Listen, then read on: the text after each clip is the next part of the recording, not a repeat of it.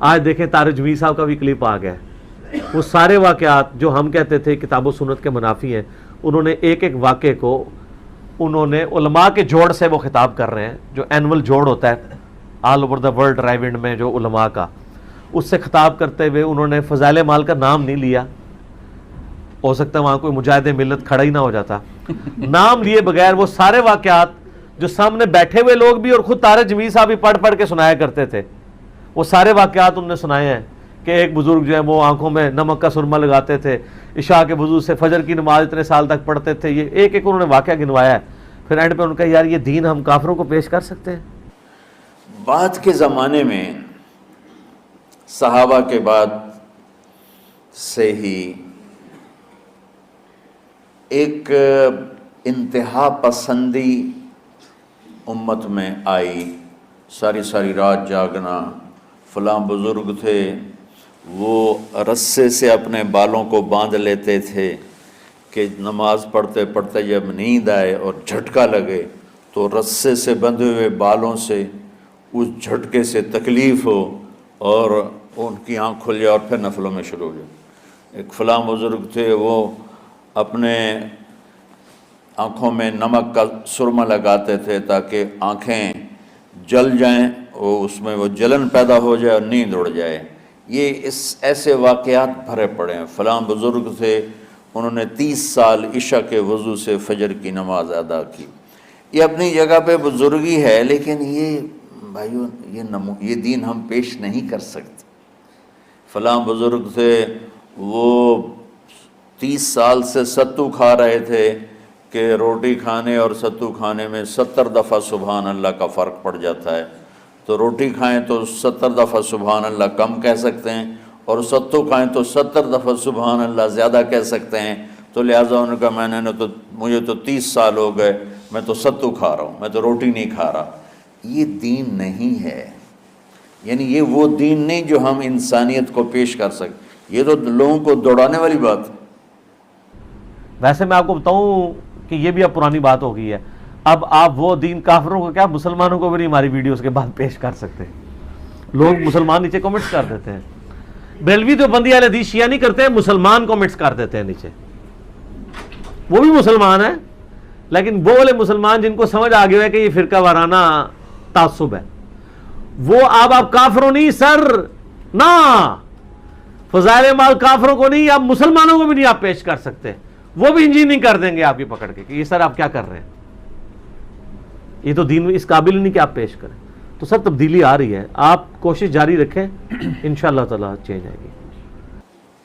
اور ایک آدمی ایک بزرگ سے ملنے گیا تو وہ نوافل پڑھ رہے تھے، وہ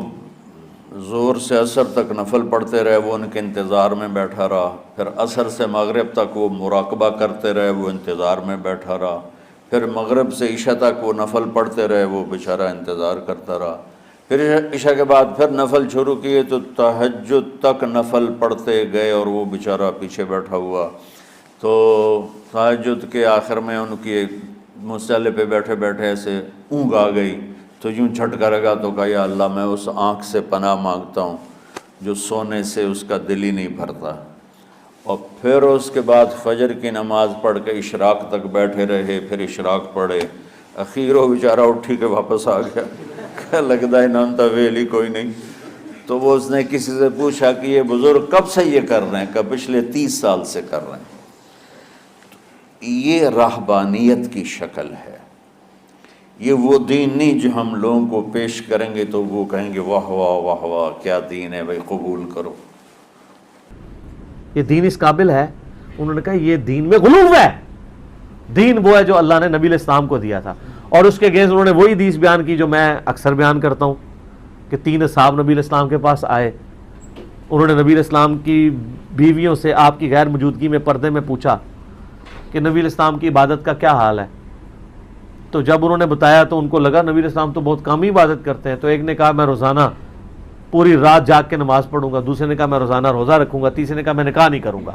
شادی کروں گا تو پھر مصیبت میں پڑ جاؤں گا، میں اللہ ہی کروں گا۔ یہ کہہ کے وہاں سے چلے گئے،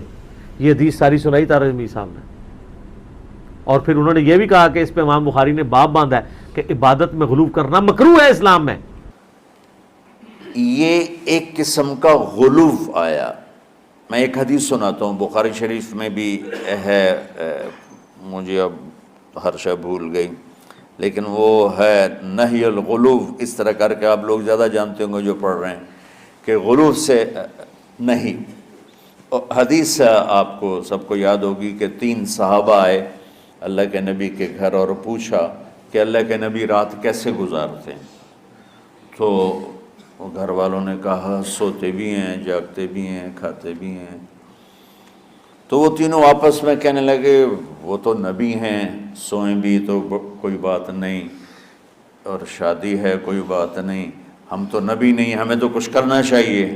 ایک نے کہا کہ میں ساری زندگی روزہ نہیں چھوڑوں گا، ایک نے کہا کہ میں ساری زندگی سوؤں گا نہیں، ایک نے کہا میں ساری زندگی شادی نہیں کروں گا. تو دیکھنے میں تو واہ واہ کیا بڑی بزرگی ہے بھائی، بڑے بزرگ ہیں. ہمارے نبی کو پتہ چلا، آپ نے تینوں کو بلا لیا، کہ تم مجھ سے زیادہ اللہ سے ڈرنے والے ہو، میں تم سے انا اتقاکم یا اخشاکم، الفاظ آپ لوگ کو زیادہ یاد ہوں گے لیکن مفہوم میں صحیح پیش کر رہا ہوں. آپ نے کہا میں تم سے زیادہ اللہ کو جانتا ہوں، تم سے زیادہ اللہ سے ڈرتا ہوں، میں سوتا بھی ہوں، میں کھاتا بھی ہوں، میں روزے بھی رکھتا ہوں، میں چھوڑ بھی دیتا ہوں، میری بیویاں بھی ہیں، میں اپنی بیویوں کے پاس بھی جاتا ہوں. تم دین میں غلو سے بچو، پہلے امتوں کو ہلاک کر دیا دین میں غلو. دنیا میں غلو یعنی انتہا پسندی، ایکسٹریمسٹ ہونا. دنیا ہو یا دین ہو، دونوں میں اعتدال بچو، اللہ تعالیٰ کو پسند ہے. تو سر یہ جو مکروہ ہے نا، یہ سارے کا سارا مکروہ فضائل اعمال اور فضائل صدقات میں لکھا ہوا ہے. فضائل اعمال اور فضائل صدقات کو ان واقعات سے پاک کریں.